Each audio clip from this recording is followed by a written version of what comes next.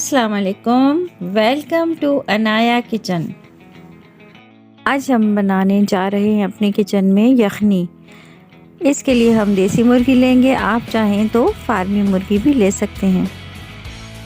यखनी तैयार करने के लिए हमें चिकन चाहिए आधा किलो, एक अदद दरमियानी साइज़ की प्याज, नमक हस्ब जायका, लहसुन के 2 अदद जूए, 8 से 10 काली मिर्चों के दाने और चौथाई चम्मच ज़ीरा। अब हम एक पैन ले लेंगे जिसमें हम अपनी चिकन और तमाम मसाले डाल लेंगे और साथ ही हम तकरीबन 2 लीटर पानी शामिल कर लेंगे।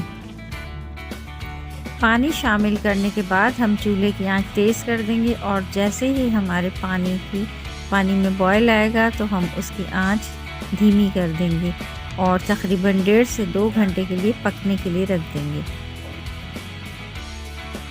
माशाल्लाह से अब हमारी यखनी तैयार है। अब हम इसे स्टेन कर लेंगे।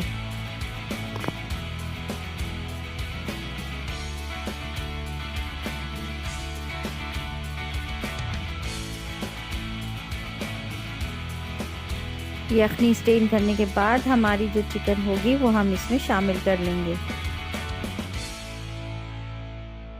आपको मेरी रेसिपी कैसी लगी? अगर मेरी रेसिपी आपको अच्छी लगी तो लाइक करें, शेयर करें, सब्सक्राइब करें और बेल आइकॉन का बटन दबाना ना भूलें।